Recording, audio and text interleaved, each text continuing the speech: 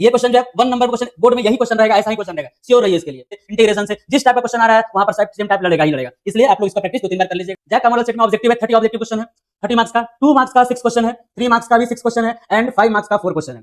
तो हम लोग ये तो कर पा रहे हैं कि आप एनसीईआरटी बुक ले लीजिए या किसी ने कोई बुक ले लीजिए, उसमें आप मैक्सिमम जो है सब्जेक्टिव टाइप का सॉल्व कर पा रहे हैं। ऑब्जेक्टिव आज का क्लास में हम लोग ऑब्जेक्टिव का डिस्कशन करेंगे जो कि जैक सेट भेजा है। 1 2 का उल्टा होगा 2 1। तो क्या ये 2 1 प्रेजेंट है कि नहीं वो चेक करिए। 2 1 है नहीं है तो ये यही पे है कि सिमेट्रिक नहीं होगा, बाकी एलिमेंट को चेक करने का जरूरत नहीं है। दो लाइन परपेंडिकुलर है तो के का वैल्यू क्या होगा, आप लोग सबसे पहले चेक करना है कि लाइन स्टैंडर्ड फॉर्म में है कि नहीं है। स्टैंडर्ड फॉर्म होने के लिए क्या होगा, x - x1/a है फॉर्म में, y - y1/b z - z1/c form में है। यहां भी देखिए x - x1/a y - y1/b z - z1/c। Fail होने के लिए कोई एक काफी है, पास होने के लिए आपको 5 सब्जेक्ट पास होना जरूरी है, सब में पास करना होगा। फेल होने के लिए कोई एक काफी है। ये 1 2 फेल हो रहा है मतलब ये सिमेट्रिक नहीं होगा। √x + √y = a then divide by dx, फिर से आपको डिफरेंशिएशन फाइंड करना है। इसमें क्या है, अगर डिफरेंशिएशन से आपको 2-3 ऑब्जेक्टिव यहां आ रहा है सेट में, एग्जाम में भी उतना ही सेम ऑब्जेक्टिव रहेगा डिफरेंशिएशन से, पैटर्न कभी चेंज नहीं होगा। नेक्स्ट वीडियो में हम लोग लेकर के आएंगे 2 मार्क्स का क्वेश्चन, 3 मार्क्स का क्वेश्चन एंड 5 मार्क्स का क्वेश्चन, ठीक है। तब तक आप लोग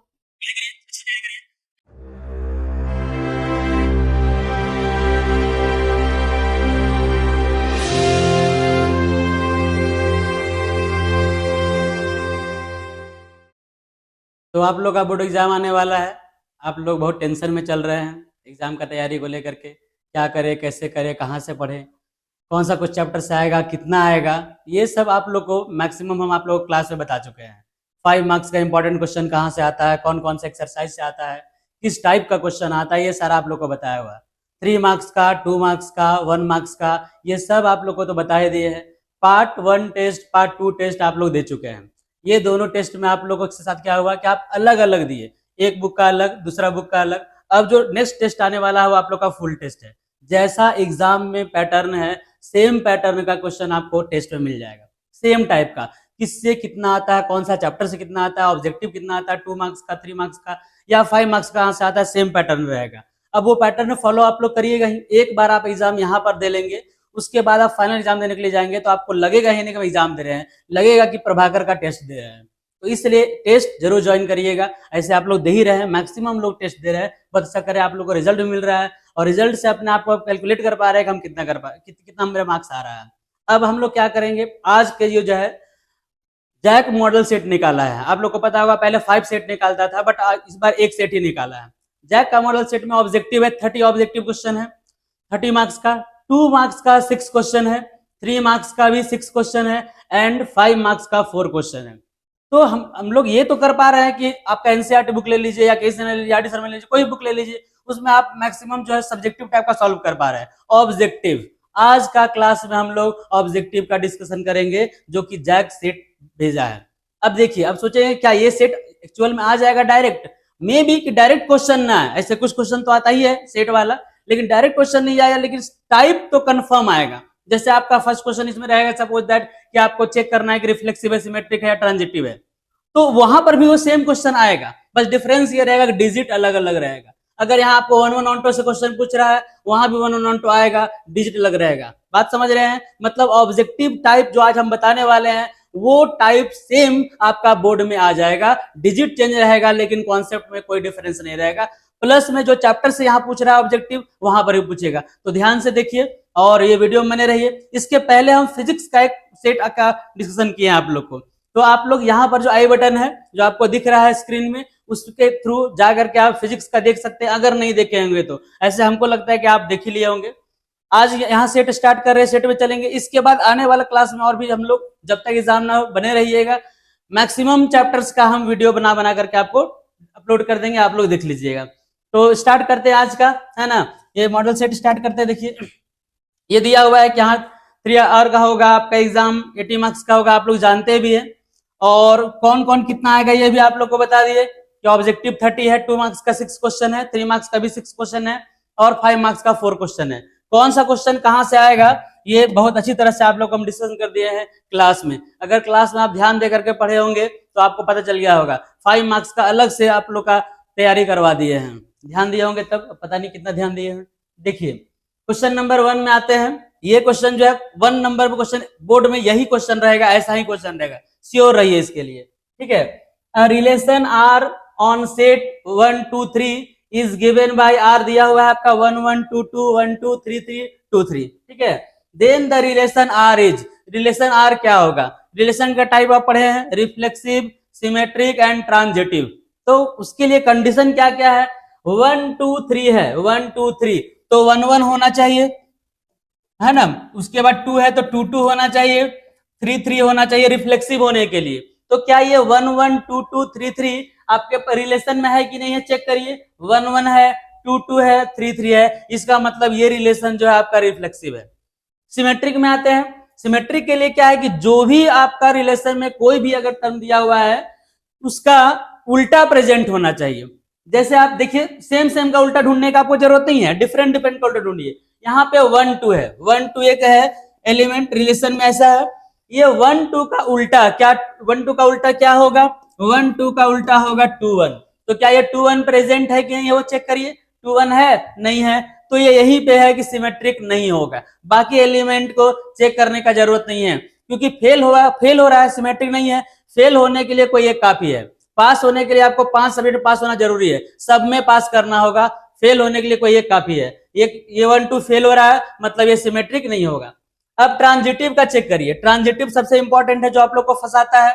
ट्रांजिटिव में कंडीशन क्या है कि A B belongs to R, A B अगर रहेगा और बी सी रहेगा, दैट मीन्स कि ये और ये मैच कर रहा है। ए बी और बी सी अगर रिलेशन में है तो आपका ए सी भी रिलेशन में होना चाहिए। अब चेक करिए तो बी बी कहीं मैच कर रहा है कि नहीं कर रहा है इस रिलेशन में, तो यहाँ पे मैच कर रहा है। देखिए यहीं से ले लेते हैं 2 और ये है आपका 2, ये मैच कर रहा है। देखिए ये 2 और ये 2 मैच कर रहा है, मतलब ये बी हो गया, तो बच गया ए एंड सी, मतलब 1 3। 1 3 भी रिलेशन में होना चाहिए। चेक करिए कि रिलेशन में 1 3 है कि नहीं है। देखिए रिलेशन 1 3 नहीं है, 1 3 होना चाहिए था।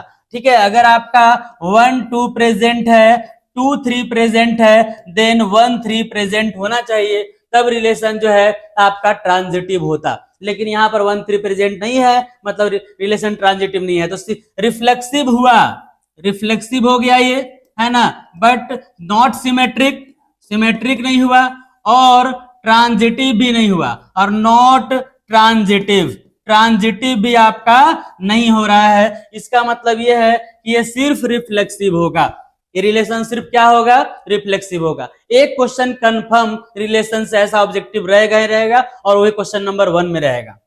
हम भी आप टेस्ट लिए थे, उसमें भी दिए थे, और जो टेस्ट लेंगे फुल टेस्ट उसमें भी क्वेश्चन देंगे, इस टाइप का क्वेश्चन श्योर रहेगा। नेक्स्ट में आइए, let f R to R, function दिया हुआ R to R, f x equals to given है f x equals to 3x, f x equals to क्या है 3x। ये रिलेशन क्या है, ये function R to R, real number to real number है, इसलिए ये 1 1 भी होगा और ऑन्टो भी होगा। अगर पूरा इसको चेक करना हो कि 1 1 है कि नहीं है, ऑन्टो है कि नहीं है, तो इसके लिए देखिए 1 1 हम चेक करके दिखाते हैं। 1 1 के लिए कंडीशन बताए थे कि F X 1 equals to F X 2 लीजिए, F X 1 equals to F X 2, तो क्या हो जाएगा ये 3x1 equals to 3x2, 3 3 cancel, तो x1 इक्वल्स टू क्या आ गया x2, fx1 equals to fx2 रहेगा और x1 इक्वल्स टू x2 आ गया, मतलब वो फंक्शन जो है वो 1 1 है, तो ये फंक्शन 1 1 होगा।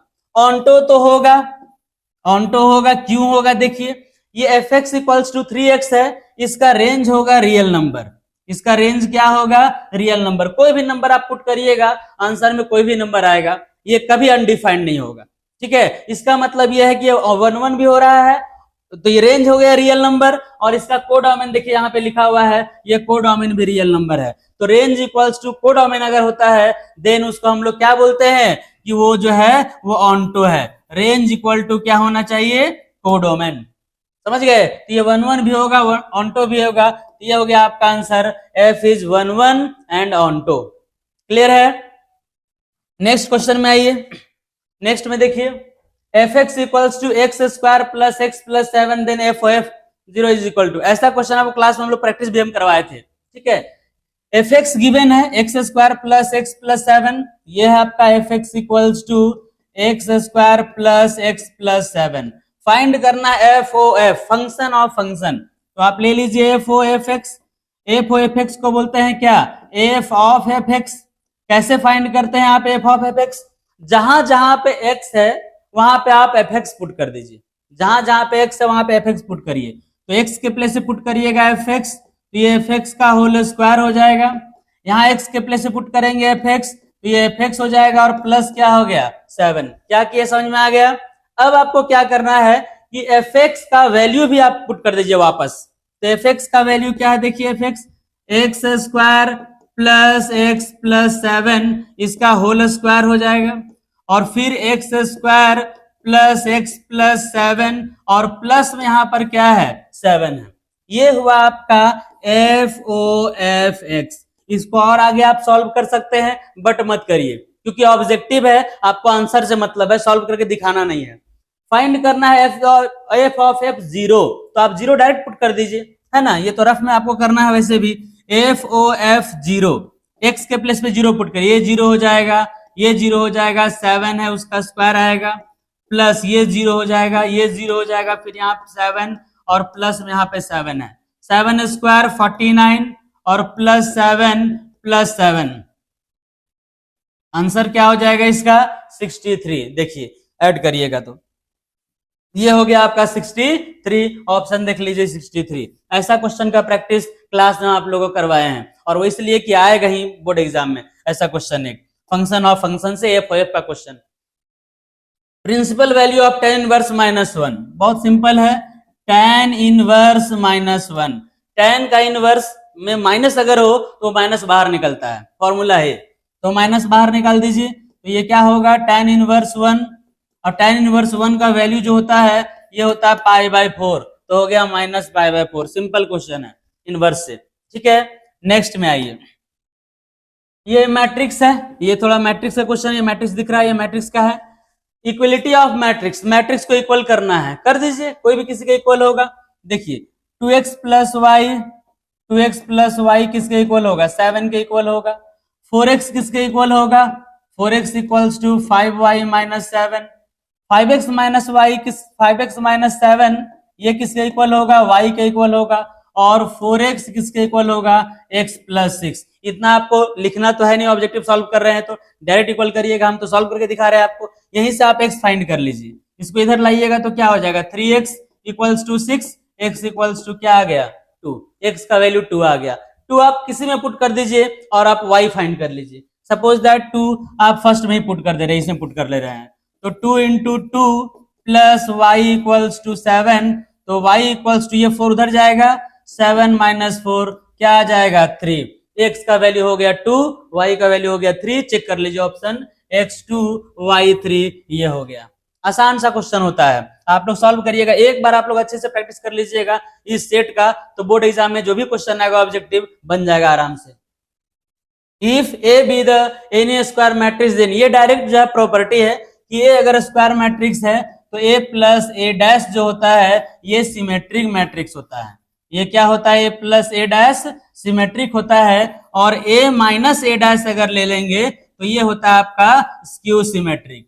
ए प्लस ए डैश सिमेट्रिक होता है और ए माइनस ए डैश जो है वो स्क्यू सिमेट्रिक होता है। देखिए सिमेट्रिक मैट्रिक्स, ये सिमेट्रिक हो गया, डायरेक्ट प्रॉपर्टी है सिमेट्रिक मैट्रिक्स का, है ना, जो भी आप लेंगे डायरेक्ट सिमेट्रिक आ जाएगा। इसलिए लिख दिया कि सपोज दैट एग्जाम में आपको ए माइनस ए डैश दे दिया तब, तो आप समझ लीजिएगा ये स्क्यू सिमेट्रिक मैट्रिक्स है ना। नेक्स्ट आते हैं, नेक्स्ट क्वेश्चन में देखिए, इफ ए इक्वल्स टू -1 2 3, ऐसा दिया हुआ है, एक आपका मैट्रिक्स है दिया हुआ -1 2 3 ऐसा है, इसका ऑर्डर बताना है। ऑर्डर में क्या होता है, रो एंड कॉलम। रो कितना है, एक ही रो है, एक रो, और कॉलम कितना है 1 2 3, 3 कॉलम है, 1 रो एंड 3 कॉलम, तो इसका जो होगा ऑर्डर 1/3 हो जाएगा। ये हो गया इसका ऑप्शन 1/3। एकदम सिंपल क्वेश्चन है ऑर्डर फाइंड करने के लिए। नेक्स्ट में आइए, a equals to 1 2 4 2, then two determinant of A, एक फॉर्मूला होता है डिटर्मिनांट का, k into A determinant equals to k to the power n into A determinant, ये होता है फॉर्मूला। वेयर n क्या है, n आपका ऑर्डर ऑफ मैट्रिक्स, मैट्रिक्स का ऑर्डर है, तो ये तो 2/2 का है, मतलब 2 हो गया, ठीक है। तो यहाँ पर 2 into A determinant equals to लीजिएगा, तो 2 का पावर n कितना है 2, यहाँ पर n का वैल्यू आपका 2 है, ऑर्डर 2 है, ऑर्डर हो गया, ये ऑर्डर 2 है, तो into A determinant 2 to the power 2 4 into A determinant, ये फॉर्मूला जो है उससे क्वेश्चन बन जाएगा 4 इंटू ए डिटर्मिनांट। याद रखिएगा फॉर्मूला, छोटा सा फॉर्मूला है बट आपको जो है वो क्वेश्चन सॉल्व करा देगा, छोटा सा क्वेश्चन जो रहेगा। The number of all possible matrices of order 3/3 with each entry 0 और 1। ये एनसीईआरटी का ऑब्जेक्टिव डायरेक्ट दिया हुआ है मैट्रिसेस में, देख लीजिएगा जाकर एनसीईआरटी बुक खोल करके, डायरेक्ट ये दिया हुआ है। और हम बोलते भी एक एनसीईआरटी का ऑब्जेक्टिव इंपॉर्टेंट होता है, ठीक है। तो देखिए एंट्री 0 एंड 1, यहाँ पर 3/3 का लेना है। 3/3 के लिए कितना ऑप्शन होगा? 9 ऑप्शन होगा। 3/3 के लिए कितना ऑप्शन होगा? 9 ऑप्शन होगा। बोल रहा एंट्री 0 एंड 1 लेना है, तो फर्स्ट में क्या ऑप्शन है? 0 एंड 1, मतलब कितना ऑप्शन हुआ? 2। सेकेंड के लिए कितना ऑप्शन है? 2 ही है, ये हो जाएगा 2। इस तरह से 2 2 कितना आएगा? 9 टाइम्स, मतलब 2 टू दी पावर 9, और 2 टू दी पावर 9 का वैल्यू क्या होता है? 512। इसका ऑप्शन आपका डी हो गया। ये एनसीईआरटी का ऑब्जेक्टिव है, देख लीजिएगा आराम से। हम बार बार आप लोग को बोलते हैं कि एनसीईआरटी का ऑब्जेक्टिव इंपॉर्टेंट होता है, उसको एक बार जरूर ध्यान से देख करके उसके बाद एग्जाम में जाना है। नेक्स्ट में आइए, नेक्स्ट क्वेश्चन 2, ये अच्छा चलिए, इसमें एक्स फाइंड करना है। बहुत सिंपल क्वेश्चन है, 2/2 का डिटरमिनेंट है, यही सॉल्व कर देते हैं हम। दिस इंटू दिस 2 इंटू 5 क्या आएगा? 10। This into this 4 into 3 12 equals to x into 5 5x minus 2x into 3 क्या होगा? 6x। तो 10 माइनस 12 क्या आ गया? -2।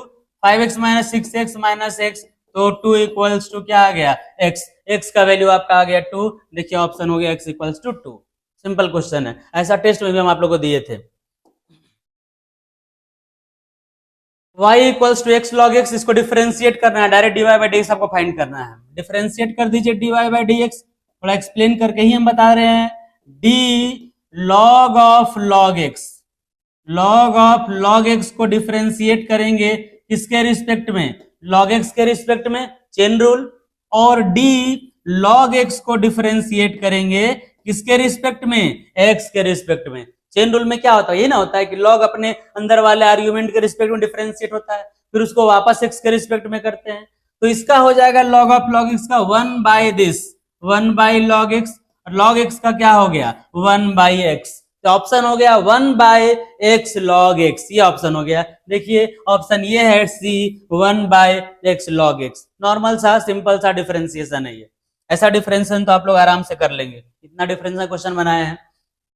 Root x plus root y equals to a, then dy by dx, फिर से आपको डिफरेंशिएशन फाइंड करना है। इसमें क्या है कि अगर डिफरेंशिएशन से आपको 2-3 ऑब्जेक्टिव यहां आ रहा है सेट में, एग्जाम में भी उतना ही सेम ऑब्जेक्टिव रहेगा डिफरेंशिएशन से, पैटर्न कभी चेंज नहीं होगा। देखिए अब इसको डिफरेंशिएट कर देते हैं, differentiate with respect to x.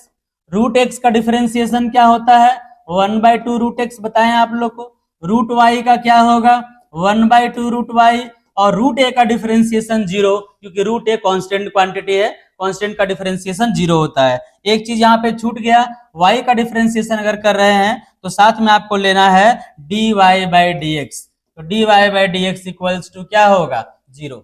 इसको उस साइड ले जाइए, तो 1/2 root y dy by dx equals to -1/2 root x, ये होगा। 2 कैंसल, रूट वाई को उधर ले जाइए, तो dy by dx equals to minus root y by root x, ये हो जाएगा आंसर। ऑप्शन चेक करिए, minus root y by root x, ये होगा। एग्जाम में ऑब्जेक्टिव सॉल्व करना रहेगा, आप लोग इतना ज्यादा दिमाग लगा पूरा स्टेप नहीं लिखना है, आपको रफ में थोड़ा थोड़ा सॉल्व करना है, क्या क्या आएगा। dy बाई dx जो आया वो टिक मार दीजिए, ठीक है। इतना थोड़ी ना आपको करके दिखाना है कि हम जितना आपको, हम तो आपको समझाने के लिए पूरा एक्सप्लेन कर रहे हैं, आपको तो वहां टिक लगाना है। सॉल्व कीजिए, आंसर आया टिक लगा दीजिए। y equals to 5 cos x minus 3 sin x, then d2y by dx2, double differentiation है, सेकेंड ऑर्डर डेरिवेटिव। डिफरेंशिएट करिए, dy बाई dx, ये 5 है, cos x का डिफरेंशिएशन माइनस sin x, और -3 sin x का क्या हो जाएगा? cos x। ये dy बाई dx आपका आ गया -5 sin x -3 cos x, ये आ गया। फिर से इसको डिफरेंशिएट करिए, है ना, d2y by dx2, again differentiation, तो -5 sin x का डिफरेंशिएशन cos x, और -3 cos x का क्या हो जाएगा? Minus sin x। समझ गए बात को? माइनस दोनों से कॉमन ले लीजिए, माइनस कॉमन ले लीजिएगा तो क्या आएगा? 5 cos x minus 3 sin x बचेगा। 5 cos x minus 3 sin x, ये क्वेश्चन आ गया कि नहीं आ गया? वापस क्वेश्चन आ गया, मतलब इसको आप क्या लिख सकते हैं? y।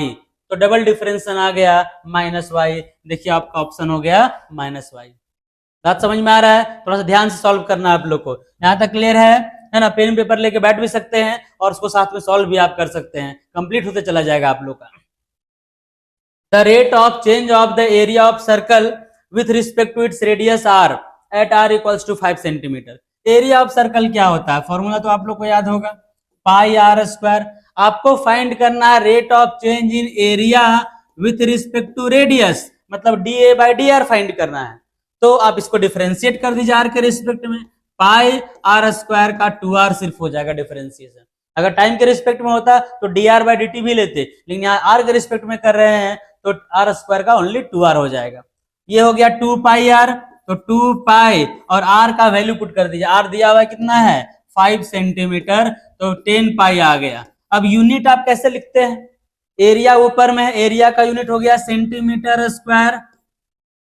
रेडियस है, रेडियस का यूनिट क्या होता है? सेंटीमीटर। तो कट करके ओनली सेंटीमीटर ही बचेगा, लेकिन ऑप्शन में आपको दिया हुआ है सेंटीमीटर स्क्वायर पर सेंटीमीटर, ये दिया हुआ है 10 पाई सेंटीमीटर स्क्वायर पर सेंटीमीटर, डायरेक्ट कर दीजिए, है ना? ऑप्शन से मतलब है, उतना आप लोग को देखना नहीं है कि क्या लिखना है, जो ऑप्शन दिया हुआ है चेक कर लीजिए।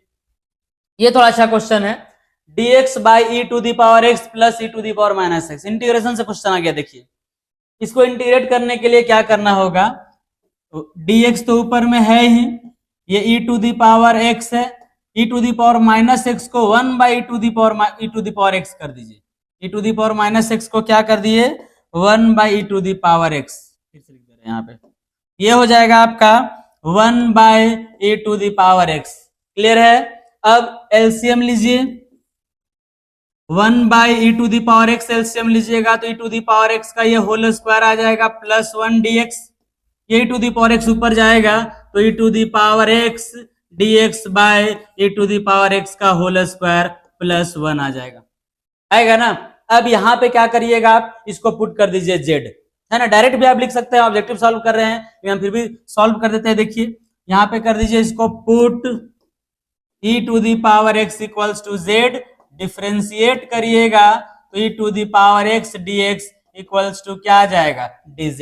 देखिए ऊपर में e to the power x dx है, तो ये आपका हो गया dz और नीचे आ गया z square plus 1। e to the power x का स्क्वायर है, z का square plus 1, 1 by z square plus 1, इसका इंटीग्रेशन होता है tan inverse z, tan inverse z होता है, और z आप पुट कर दीजिए यहाँ पे, क्या है? e to the power x, तो ये हो गया tan inverse e to the power x plus c. ये हो गया आंसर आपका, tan inverse e to the power x plus c. Option क्या होगा? A, tan inverse e to the power x plus c. Clear है? Next में आइए, question number 16। ये क्वेश्चन तो आप लोग को हम टेस्ट में भी दिए थे, अगर आप लोग टेस्ट दिए होंगे तो देखे होंगे, ये क्वेश्चन आप लोग को दिए थे पहले ही। Sec square x by cosec square x, ये लिखा हुआ है क्वेश्चन में dx। सेक स्क्वायर एक्स, ये भी एनसीईआरटी का क्वेश्चन है।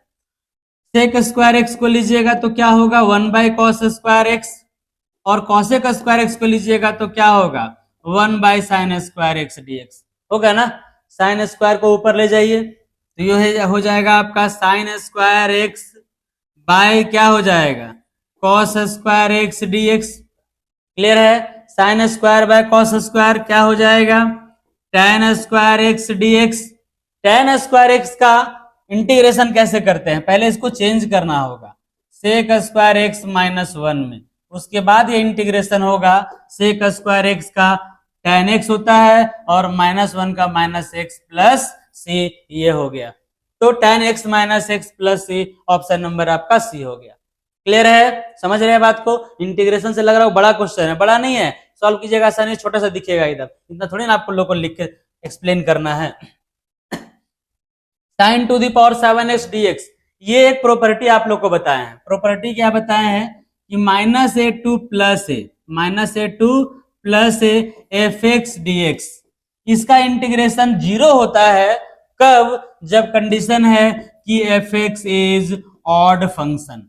एफ एक्स कैसा फंक्शन होता है? ऑड फंक्शन होता है, तब ये 0 होता है। ये एफ एक्स यहाँ पर आपका क्या है? देखिए तो एफ एक्स यहाँ पर आपका है साइन का पावर 7x, साइन का पावर 7x, बाकी माइनस ए टू प्लस ए तो है ही, यही प्रॉपर्टी लगने वाला है। अब ऑड है कि इवन है, कैसे चेक पता करेंगे? f माइनस एक्स लिख दीजिए, माइनस एक्स, तो यहाँ भी साइन का पावर क्या हो जाएगा? 7 इंटू माइनस एक्स। अब ये माइनस बाहर निकल जाएगा और -1 का पावर 7 करिएगा तो माइनस ही आएगा, तो ये हो गया आपका minus sine to the power 7x, minus बाहर निकल गया। अगर यहाँ 6 होता तब तो प्लस आ जाता, लेकिन ऑड नंबर है तो माइनस ही रहेगा, तो ये हो गया माइनस और ये हो गया fx। तो f माइनस एक्स का वैल्यू अगर आपका माइनस ऑफ fx आ जाता है तो फंक्शन जो है वो कैसा फंक्शन कहलाता है? ऑड फंक्शन, और ऑड फंक्शन का इंटीग्रेशन 0, तो साइन का पावर 7x ऑड फंक्शन है और ऑड फंक्शन का इंटीग्रेशन क्या हो जाएगा? 0 हो जाएगा। क्लियर है? देखने से बड़ा लग रहा है लेकिन है नहीं, डायरेक्ट आप आंसर कर लीजिएगा। ये क्वेश्चन भी एनसीईआरटी में है। नेक्स्ट देख लीजिए क्वेश्चन नंबर, ये तो डायरेक्ट है आंसर 18 में। 1/1 प्लस एक्स स्क्वायर, ये फॉर्मूला है, किसका फॉर्मूला है? tan इनवर्स एक्स का, tan इनवर्स एक्स का ये फॉर्मूला है, और फ्रॉम 0 to 1 डायरेक्ट पुट कर दीजिए लिमिट, अपर लिमिट पुट करिएगा tan inverse 1 minus lower limit put करिएगा tan इनवर्स 0, tan इनवर्स 1 का वैल्यू π/4, वो तो 0 हो जाता है। ऑप्शन देखिए आपका π/4 है। समझ रहे हैं? बहुत कुछ ऐसा नहीं सब क्वेश्चन आपको बड़ा ही देगा, छोटा क्वेश्चन भी देगा, डायरेक्ट फॉर्मूला बेस्ड भी देगा। ये ठीक है, इसमें दिया हुआ इस तरह से ये लिखा हुआ है d2y/dx2 equals to under root 1 plus और ये है dy/dx इसका होल स्क्वायर। ऑर्डर और क्या बोल, the sum of the order and degree, order और डिग्री का सम निकालना है। ऑर्डर डिग्री निकालने के लिए क्या करिए, ऑर्डर तो आ जाएगा, आप रूट अगर हटाइए पहले सॉल्यूशन करके उसको नॉर्मल जो होता है अलजेब्राइक फॉर्म, उस फॉर्म में लाना पड़ता है, तो सिर्फ एक्स्ट्रा रूट दिख रहा है आपको और कुछ नहीं है, तो स्क्वायरिंग बोथ साइड कर दीजिए। स्क्वायरिंग बोथ साइड कीजिएगा तो d2y/dx2 का होल स्क्वायर करेंगे, इधर स्क्वायरिंग करिएगा तो रूट हट जाएगा, dy/dx का होल स्क्वायर आ जाएगा। बस रहने दीजिए। ऑर्डर और डिग्री आप लोग को पता होगा, जिससे ऑर्डर निकलता है उसी से डिग्री निकलता है। हाईएस्ट ऑर्डर डेरिवेटिव कहां पे है? ये सिंगल डिफरेंशिएशन, ये डबल डिफरेंशिएशन, तो ऑर्डर आपका हो गया 2, क्योंकि हाईएस्ट ऑर्डर डेरिवेटिव को बोलते हैं हम लोग ऑर्डर, और जो ऑर्डर होता है क्योंकि सेकेंड डिफरेंशिएशन है तो ऑर्डर आपका 2 हो गया। और ऑर्डर का पावर देखिए, जिससे ऑर्डर निकाल रहे हैं उसका एक्सपोनेंट पावर कितना है? 2, तो इसको हम लोग बोलते हैं डिग्री। इसको हम लोग क्या बोलते हैं? इसका हो गया ऑर्डर भी 2 और डिग्री भी 2, दोनों का सम करिएगा 2 2, तो क्या आ जाएगा? 4। ऑप्शन में सम बोल रहा है, ठीक है। तो ऑर्डर और डिग्री ये आपका निकल गया। पूछेगा क्वेश्चन, एक क्वेश्चन तो आपका ऑर्डर डिग्री से रहेगा ही रहेगा, है ना। नेक्स्ट में आइए, नेक्स्ट है what is the integrating factor of the differential equation this. ये जो डिफरेंशियल इक्वेशन है dy/dx plus y sec x equals to tan x, ये फॉर्म में है। फॉर्म आपका क्या हुआ? dy/dx plus py equals to q, ये है आपका linear differential equation. Linear differential equation का ये फॉर्मेट में दिया हुआ है। यहाँ पे p आपका क्या है? sec x। इंटीग्रेटिंग फैक्टर का फॉर्मूला होता है e टू द पावर में p dx, e to the power में क्या होगा? p dx। p आपका है क्या? यहाँ पे sec x है, पुट कर दीजिए तो e का पावर में क्या आ जाएगा? sec x dx, ये हो गया। sec x का इंटीग्रेशन डायरेक्ट फॉर्मूला लिखवाया आप लोग को, फॉर्मूला ही लिखना है। e to the power sec x का होता है integration log sec x plus tan x, ये होता है। और बताए हैं आप लोग को पता होगा e का पावर में अगर log है तो वो हट जाता है, सिर्फ क्या बचेगा? ये मतलब sec x plus tan x बचेगा। समझ गए? देखिए option sec x plus tan x ये है, तो ये हो गया इंटीग्रेटिंग फैक्टर। ये भी एक क्वेश्चन हमेशा एग्जाम में आता है इंटीग्रेटिंग फैक्टर का, इसलिए बोल रहे बार बार कि टाइप तो एटलीस्ट मैच करना ही करना है बोर्ड एग्जाम में, नहीं करेगा ऐसा हो ही नहीं सकता है। If the vector this and this are collinear, दो वेक्टर कॉलिनियर होता है तो क्या होता है? दो वेक्टर अगर कॉलिनियर हो तो दोनों का a1/a2 equals to b1/b2 equals to c1/c2 बताए हैं। क्या बताया है? कॉलिनियर होने के बाद a1/a2 equals to b1/b2 equals to c1/c2, collinear और पैरेलल का ये जो है फॉर्मूला है। a1 आपका क्या है? यहाँ पे a2 क्या है? 3, i का कॉफिशिएंट, b1 क्या है? 3, b2 क्या है? -4, C1 क्या है -2 और C2 क्या है B। समझ गए? ये हो गया A1 bye A2, B1 bye B2, C1 bye C2 equal कर दिए। क्लियर है? अब आप ये दोनों को इक्वल करिएगा तो A निकल जाएगा। क्रॉस मल्टीप्लीकेशन करिए, 4A इक्वल्स टू 9, तो -9 ना, -4A इक्वल्स टू 9, तो A इक्वल्स टू क्या आ गया -9/4। A का वैल्यू निकल गया। अब आप ये दोनों को इक्वल करिएगा तो B निकल जाएगा। ये दोनों इक्वल करिए, 6 × 3 क्या हो जाएगा 18, इधर से लीजिएगा तो क्या हो जाएगा, सॉरी 18 नहीं है, 6 × 3 × B है, ये 6 नहीं, 3 × B, तो क्या आ जाएगा 3B और इक्वल्स टू इधर मल्टीप्लाई करिएगा क्या आएगा 8, तो B इक्वल्स टू क्या आ गया 8/3। आप ऑब्जेक्टिव सॉल्व कर रहे हैं, डायरेक्ट आप कीजिए, ये नहीं कि दोनों अलग ही लिखे फिर सॉल्व किए, अलग लिखे फिर सॉल्व किया। आपको टिक करना है ना, तो सॉल्व जैसे आप इजी गोइंग में कर सकते हैं आप करिए। तो A आ गया आपका -9/4, ये दोनों को इक्वल किए, और B आ गया 8/3, ये दोनों को इक्वल कर दिए। तो देखिए ऑप्शन -9/4 और 8/3 ऑप्शन नंबर बी में है। ठीक है, नेक्स्ट में आइए, the value of I dot J cross K plus J dot I cross K dot I cross J। देखिए I dot J cross K जो है वो होता है I, J cross K I होता है, प्लस J कि I क्रॉस K ये होता है -J, और plus K I cross K ये होता है I क्रॉस J ये होता है K। ठीक है, ध्यान दीजिएगा, आप लोगों को साइक्लिक रूल बताएं, साइक्लिक रूल याद होगा अगर थोड़ा बहुत तो। देखिए क्रॉस प्रोडक्ट के लिए I है, ये J है, और ये क्या है K है। अगर साइकिल के डायरेक्शन में जाएंगे तो पॉजिटिव, साइकिल का अपोजिट जाएंगे तो नेगेटिव। यहाँ देखिए J क्रॉस K, J और K सेम डायरेक्शन में जा रहे हैं तो I आ गया। यहाँ देखिए I क्रॉस K, I से K उल्टा जा रहे हैं, एरो को उल्टा जा रहे हैं तो -J हो गया, और I क्रॉस J, I और J लिए तो क्या हो गया K। तो एरो का डायरेक्शन में जाएंगे तो पॉजिटिव, एरो को अपोजिट जाएंगे तो नेगेटिव। क्रॉस प्रोडक्ट के लिए I डॉट I 1 होता है, J डॉट J 1 होता है तो -1 हो जाएगा, और K डॉट K आपका जो है ये क्या होता है 1 होता है। ये और ये कैंसल, आंसर क्या आ गया 1। तो ये हो गया आपका ऑप्शन सी। अब नेक्स्ट क्वेश्चन में आइए, 22 है, 23 में आइए, A and B then A dot B। सबसे सिंपल क्वेश्चन है। A डॉट B क्या होता है, I को I से, J को J से, K को K से। I को I से मल्टीप्लाई करिए तो 5 × 3 15, J को J से कीजिए तो 1 × -4, K को K से कीजिए -3 × 7 -21 हो गया ना। तो ये हो गया 15 - 25 -10 हो जाएगा, ऑप्शन हो गया -10। बहुत सिंपल क्वेश्चन है ये। नेक्स्ट,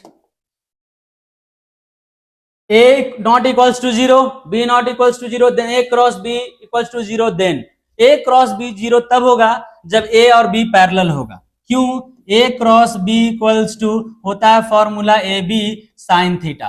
A 0 है नहीं, B 0 है नहीं, तो 0 होने के लिए साइन थीटा को 0 होना जरूरी है। साइन 0 डिग्री 0 तब बनेगा जब दोनों क्या होगा A और B पैरेलल होगा, तब ना एंगल 0 डिग्री बनेगा। इसलिए A और B को पैरेलल होना जरूरी है। A is parallel to B। Anti parallel होगा तो भी ले सकते हैं, लेकिन ऑप्शन में सिर्फ पैरेलल ही दिया हुआ है। एंटी पैरेलल मतलब उल्टा 180 बनेगा तब भी 0 होगा, लेकिन यहाँ पर पैरेलल है, ऑप्शन तो पैरेलल लेकर के चलेंगे। नेक्स्ट में आइए, the direction cosines of the vector. Direction cosine दिया हुआ है आपका I + 2J + 2K, I + 2J + 2K। ये जो वेक्टर का कॉफिशिएंट होता है यहाँ पर, ये डायरेक्शन रेशियो होता है। मतलब A हो गया आपका 1 है ना, और उसके बाद B हो गया आपका 2, और C हो गया कितना 2। अब क्या करेंगे, डायरेक्शन कोसाइन फॉर्मूला क्या होता है, L = A/√A² plus B² plus C²। ये फॉर्मूला होता है डायरेक्शन कोसाइन का। A आपका 1 है और रूट A² B² C² करिए 2 का स्क्वायर प्लस 2 का स्क्वायर, 2 2 4 और 1 4 4 8 और 1 9 9 का रूट निकालेंगे 3, तो ये आ गया 1/3। तो L हो गया 1/3। अगर M का फॉर्मूला लीजिएगा तो B/रूट सेम होता है A² plus B² plus C²।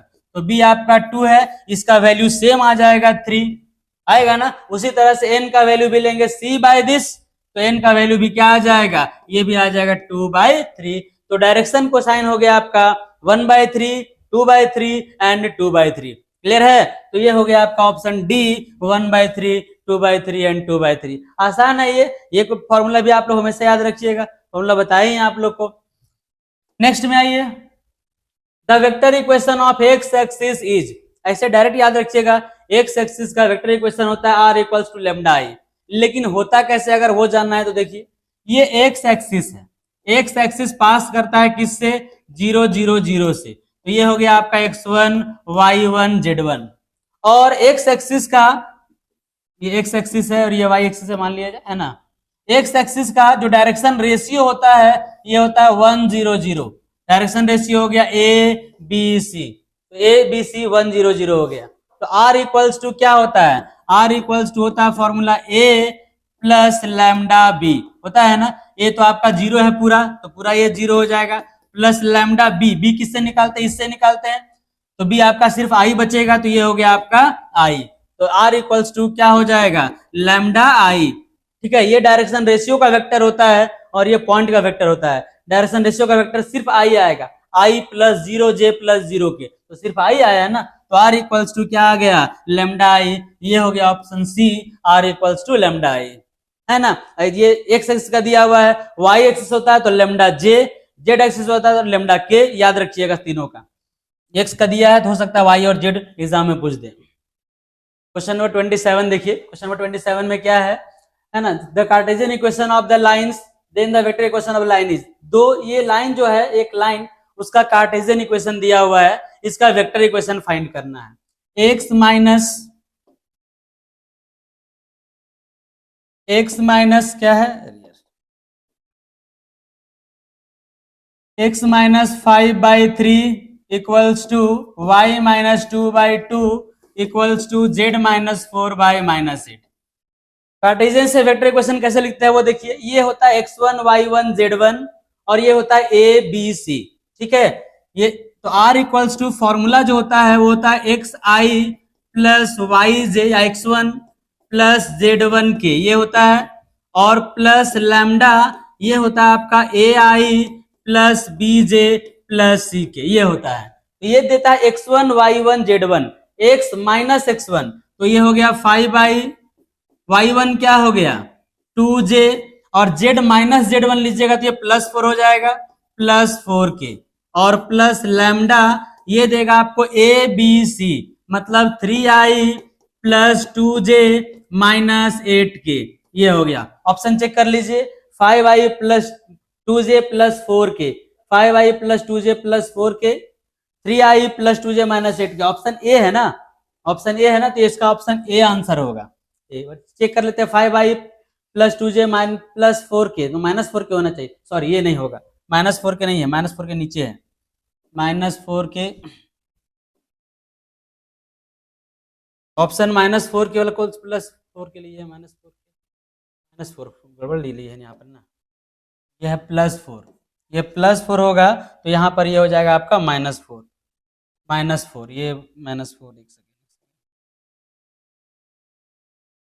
Minus 4 के ले लीजिए। तो क्वेश्चन यहाँ पर लिख दिए थे z प्लस 4 है ना, z प्लस 4 होगा तो यहाँ माइनस 4 के हो जाएगा। अब चेक करिए, 5i प्लस 2j माइनस 4 के plus lambda 3i plus 2j minus 8 के, ऑप्शन सी है, ऑप्शन सी होगा। ठीक है, नेक्स्ट में आइए, कोई दिक्कत नहीं है, ऑप्शन देख लीजिएगा। नेक्स्ट में आइए, ये क्या दिया? लाइंस, दो लाइन दिया, are perpendicular then the value of k is. दो लाइन परपेंडिकुलर है तो के का वैल्यू क्या होगा? आप लोगों को सबसे पहले चेक करना है कि लाइन स्टैंडर्ड फॉर्म में है कि नहीं है। स्टैंडर्ड फॉर्म होने के लिए क्या होगा? x माइनस x1 बाय ए है फॉर्म में, y माइनस y1 बाय बी, z माइनस z1 बाय सी फॉर्म में है। यहाँ भी देखिए x माइनस x1 बाय ए, y माइनस y1 बाय बी, z माइनस z1 by c, standard form में अगर दिया हुआ है तो ये हो गया a1 b1 c1 और ये हो गया आपका a2 b2 c2। दो लाइन परपेंडिकुलर हो तो a1 a2 plus b1 b2 plus c1 c2 equals to क्या होता है? 0। a1 क्या हो गया? a1 हो गया 3 के, a2 क्या है? समझ रहे? a1 a2 क्या है? ये a1 है, ये b1 है, ये c1 है, ये a2 है, ये b2 है और ये c2 है। तो आपका 3 के a2 क्या हो गया? 1, b1 देखिए 2, b2 2 के, c1 1 और c2 -7 इक्वल्स टू 0। क्या किए हैं, A1 A2 plus B1 B2 plus C1 C2 equals to 0। तो ये हो गया आपका 3K plus 4K minus 7 equals to 0। तो यहां से हो जाएगा 7K equals to 7, K equals to 1। Answer हो गया K इक्वल्स टू 1। चेक कर लीजिए option B K equals to 1। Clear है। क्वेश्चन नंबर 28 में आइए। 28 में दिया हुआ है 29, PA डैश आपका गिवन है, कितना है 0.2, PB है और PB बाय A भी दिया हुआ है। PA डैश से आप लोग PA फाइंड कर सकते हैं। PA इक्वल्स टू क्या होता है 1 माइनस PA डैश, तो 1 माइनस PA डैश 0.2, ये हो गया 0.8, आपका PA निकल गया। क्वेश्चन में दिया हुआ है क्या, PB by A, PB by A, PB by A का फॉर्मूला होता है PA intersection B by PA, ये होता है। PB बाय A है, PA intersection B by PA, इसको इधर लाके मल्टीप्लाई कर दीजिए, तो PA intersection B equals to हो जाएगा PA into PB by A।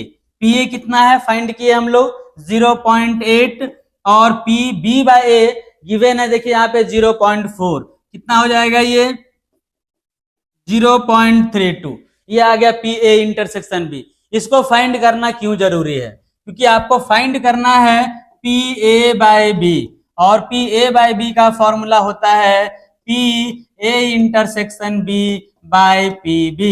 PA intersection B क्या है 0.32 है ना, और PB दिया हुआ यहाँ पर देखिए 0.5, इसको अगर डिवाइड करिएगा तो आ जाएगा कितना 0.64 है ना, 0.64 आ जाएगा। ऑप्शन बी हो गया 0.64। ऐसा एक क्वेश्चन रहेगा प्रोबेबिलिटी से, इसी टाइप का आएगा, इसी से फॉर्मूला से एक रहेगा, है ना।